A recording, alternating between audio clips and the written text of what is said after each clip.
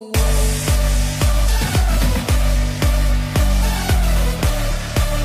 bring you over to our crow's nest. As we're walking over this bridge, we'll be walking over our warehouse. Ton of beer, bunch of specialty ingredients.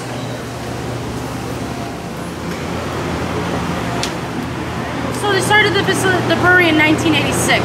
They actually met some time before that as college buddies while they were undergraduates at Harvard University. There, when they met, they really bonded over two things. One of them is probably pretty obvious. Anyone want to guess? Beer, yeah, we're standing in a brewery. But secondly, they bonded over their love of travel. And these are two guys that were lucky enough to travel overseas, go to countries such as Germany, the Czech Republic, Ireland, England. And what they discovered there was something that they really fell in love with. Mainly these breweries, these beer halls that they visited were really big fixtures in the community. They held these festivals, these awesome events, PTA meetings in the hall.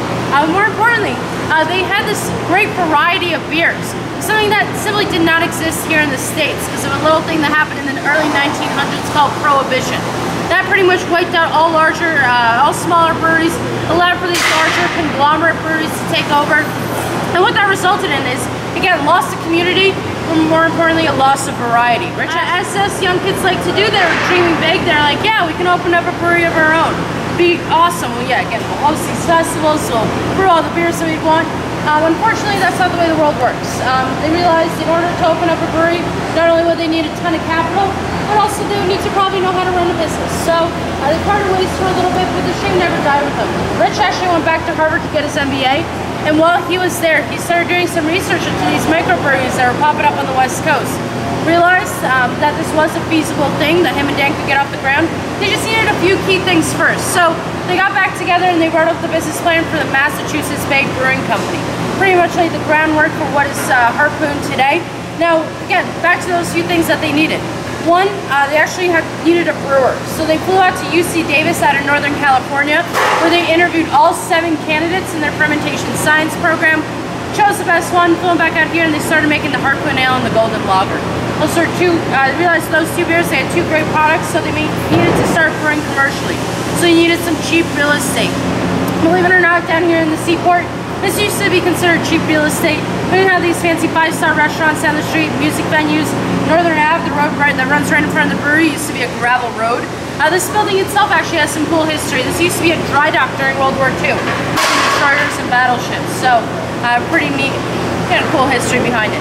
Now after that, we needed to make it all official with the Commonwealth of Massachusetts. We needed to apply for a commercial brewer's license. The fact of the matter was the last time a brewer's license was issued in Massachusetts was in 1954. The State House did not know what to do with the numbers, so they made it easy on themselves.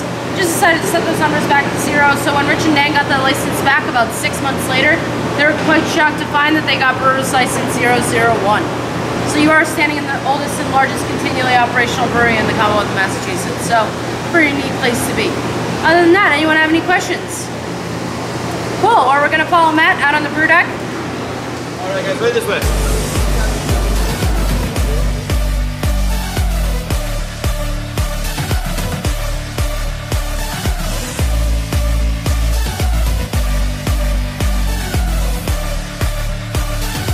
But really quickly guys, I'll just give you a rundown of the equipment that we have in here. The 4 main ingredients that we're working with to make beer is malt, water, yeast, and hops. So I'll kind of tell you what we're working with in each tank. If you guys take a look up here, this machine with Rich and Dan's autograph way up top, that's our grist mill. That's where all of our grain is going to run through. In a very simple term guys, it's like a set of big bowling pins. It's not going to really grind up the grist or the malt. It's just going to crack open the shell, exposing what we need on the inside. This tank tucked down here in the corner is called our mash tun. We're working with our water in there. Around 3,600 gallons goes into that tank. It's heated up to 150 degrees along the way. That's when our grain is going to come in and mix around. That's going to generate a whole lot of sugars for us. Eventually we feed those sugars to the yeast. The next kettle over is our lauter tun. This is where we're going to separate the spent grain and the liquid, right? So there's a false bottom floor. Again guys, we're standing on another 2-story system. So there's a false bottom floor in the middle of this tank. It almost acts like a giant coffee strainer. It's going to catch all of those spent grains, allowing that sugary sweet liquid that we just made in the mash tun to fall through to a bottom floating tank. We do some cool stuff with that spent grain, guys. We have literally using tons of this stuff every single day. We're actually going to give some of it to a farmer out in Westport, Massachusetts. He feeds it to his dairy cows. It makes them 20% more productive. We're also putting in our pretzels. So if you guys get a chance to try a pretzel this weekend, really good stuff. They're actually boiling all our pretzels in IPA too, so extra step for you guys. Right here is our boil kettle, guys, and I want to point out one thing to you. If you notice up here, this red and blue thing, imagine this like a 4,000 gallon pot of water. It takes a long time to bring that to a boil, as you can imagine. Boiling under pressure actually allows us to shave off 20 minutes of the most energy intensive part of this whole process. It brings us down from a traditional 90-minute brew time to around a 70-minute brew time. That really adds up in the long run. We're going 24 hours a day, 5 days a week, so it does pay off. It gets us an extra batch of beer every single night. It's better for the environment, saves us a little bit of time and money, so we all like that. This is also where the hops are going in, guys. If you need to know one thing about hops, it's basically the longer you leave them in the boil, the more bitter your beer is going to turn out. So we have to do them in gradual stages in this kettle.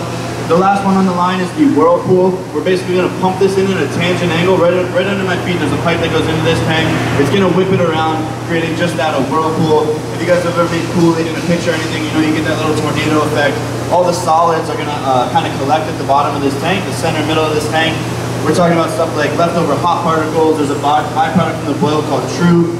All that's going to be eliminated very easily in this tank here.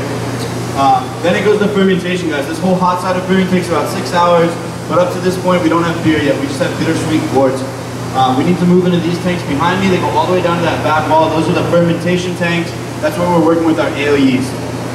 We pump in 300 pounds of the ale yeast into the bottom one of those tanks, and then we add that sugary sweet liquid that we created all the way at the beginning.